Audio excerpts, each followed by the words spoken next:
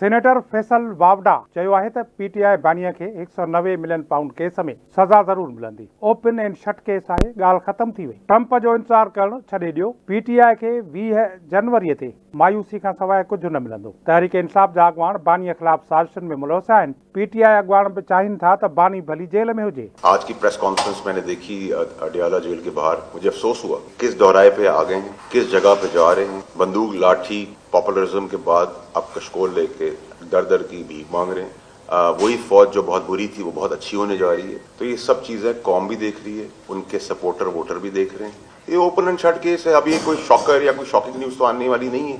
जुर्म किया है तो उसका जवाब तो देना है। तैयारे में तो हमें कोई प्रॉब्लम नहीं है। ठीक है, हम लीडरशिप की बीमारियों का भी हमें कोई प्रॉब्लम नहीं है। कराची में प्रेस कॉन्फ्रेंस कंदे सेनेटर फैसल वावडा चयो त MNA रहियुसि, वज़ीर ऐं सेनेटर बि थियुसि। ही का आख़िरी मंज़िल न आहे। रफ़्तार अवां ॾिठी आहे, हाणे मुंहिंजी उॾाम ॾिसिजो। सुभाणे इस्लामाबाद वञा पियो, मुंहिंजी गजगोड़ उतां ॿुधिजो। सिंध जे पाणी बाबति ॻाल्हाईंदे फैसल वावडा जो चवणो हो त हुन अॻु ई चयो हो त सिंध खे पंहिंजे हिसे जो पाणी न पियो मिले। वज़ारत वारे दौर में बि मूं चयो हो त सिंध खे मिलंदड़ पाणीअ जो निज़ाम दुरुस्त न आहे। अॼु बि साॻियो ई मौक़िफ़ आहे त सिंध खे पंहिंजे हिसे जो पाणी मिलणु घुरिजे। देखिए, मुझे जब मैं फेडरल मिनिस्टर वाटर्स था तभी मैंने कहा था कि सिंध के पानी का इंसाफ का मामला सही नहीं है, उसको देखना चाहिए।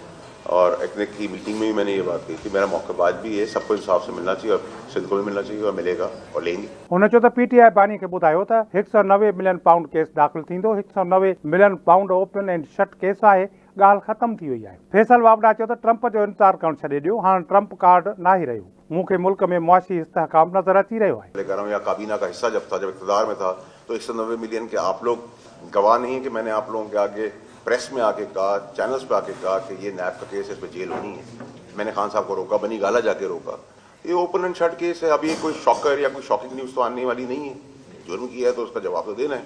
अब आपकी जो बात है तैयारे की, तैयारे तो आते रहे, तैयारे में तो हमें कोई प्रॉब्लम नहीं है। ठीक है, हम लीडरशिप की बीमारियों का भी हमें कोई प्रॉब्लम नहीं है। सेनेटर फैसल वावडा जो वधीक चवणो हो त अरशद शरीफ जो केस अञा रहियो पियो आहे। हुन चयो त पीटीआई वारा पाण ई चाहिनि था त बानी जेल में हुजे। पीटीआई सां बैकडोर वसीले ॻाल्हियूं करण जी प्रोपेगेंडा थी। हुन चयो त पीटीआई अॻवान बानीअ ख़िलाफ़ साज़िशुनि में मुलविस आहिनि। पीटीआई गुंडागर्दी कई ऐं धरणा हया, पर खेनि कुझु न वरियो। इसी के तहत जो उन्होंने प्रोपेगेंडा किया, वो प्रोपेगेंडा भी ना, उसकी गुब्बारे से हवा आपको आज संडे आइंदा आने वाले हफ्तों में नजर आना शुरू हो जाएगी कि सारी की सारी चीज़ों की हवा निकल जाएगी। जो ड्रामा क्रिएट किया जा रहा था कि हम पे प्रेशर है, हम पे इंटरनेशनल प्रेशर है, तो ये चैप्टर तो क्लोज हो गया है। हुन चयो त नओं साल पाकिस्तान लाइ सुठो साबित थींदो। आर्मी चीफ जे बैकडोर कोशिशुनि जे करे पाकिस्तान लाइ घणो कुझु बहितर थियण वारो आहे। पाकिस्तान में बहितरीअ जो क्रेडिट जंहिंजो आहे उनखे मिलणु घुरिजे। आर्मी चीफ जे करे ई पाकिस्तान खे कामयाबी हासिल थियण वारी आहे। पाकिस्तान जी मईशत लाइ जल्द ख़ुशख़बरी मिलंदी।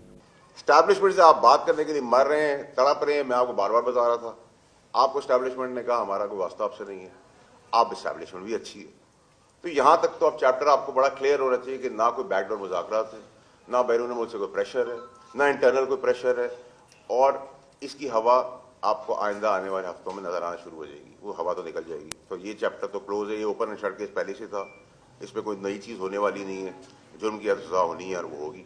हुन चयो त पीटीआई वारनि ॻाल्हियुनि खे मज़ाक बणाए छॾियो आहे। पीटीआई वारा एस्टेब्लिशमेंट सां ॻाल्हियुनि लाइ तड़पी रहिया आहिनि। ईंदड़ कुझु ॾींहनि में उन्हनि सभिनी जी हवा निकिरी वेंदी। मक़बूल हुजण जो इहो मतिलबु न आहे त हू कानून खां मथां थी विया।